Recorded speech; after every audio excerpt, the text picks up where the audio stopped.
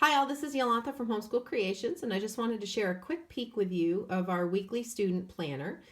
This is something that I put together for our girls to use because they had asked for something a little bit bigger. They wanted a more standard size, which is an 8.5 by 11 rather than the half size, so that they had a little bit more room to write and make notes in. I had it spiral bound at Staples. I did print it off at home and then took it into Staples, and they were able to spiral bind it for me for about $4. And it's fairly thin, you can see here. I printed the cover, the front and the back cover, both off onto cardstock, and then laminated both of them to make it a little bit more durable for the girls. But I'm just going to give you a quick look into McKenna's. So you can see the front cover printed off, and my printer does print off full bleed, which I just discovered, yay me. But I printed off full bleed so that there aren't any margins on it, and then just took it in and had that. But the calendar is on the flip side of it for 2015, 2016. If you are purchasing a copy of this, I am going to be uploading more copies of the cover that will have future years in it. So you'll have 2016 and 2017, or just the full year in it as well, so that depending on how you do it.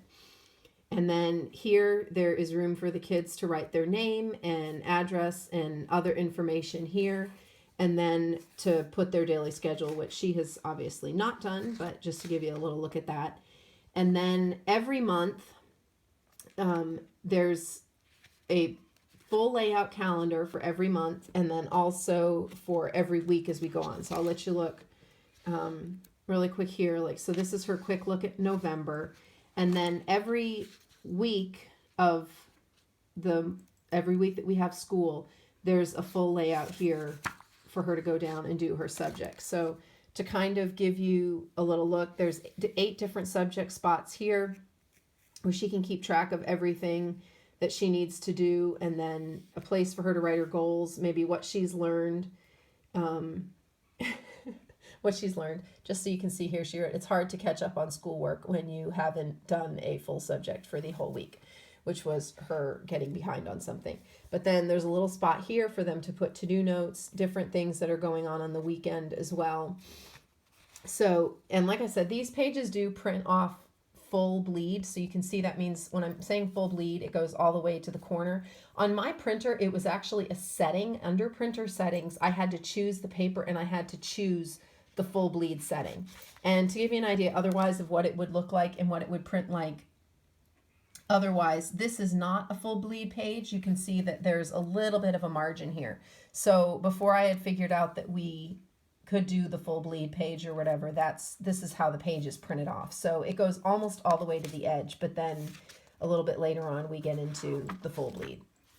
So that's pretty much it. Every month it rotates between colors. So one month is dark blue, then the next month switches to a different color, switches to green, and then we have also a light blue as well. And then on the last page of the planner, there is a books read page where they can keep track of like the book title, author, the genre, the pages, and then also the month and the year that it was completed. So it's very basic, very simple, but this is what we really needed. And so the girls kind of worked with me to tweak it, to get it to the way they liked it, so that it looked the way they wanted it to look, and then also the size that they wanted. We just found that we weren't using some of the extra pages, and we may add in some extra pages for future years. And again, those are going to be things, if there are things that you'd like to see added to it, I can add extra pages onto the download page as well. But just a quick look at that, wanted to let you see that. Thanks very much.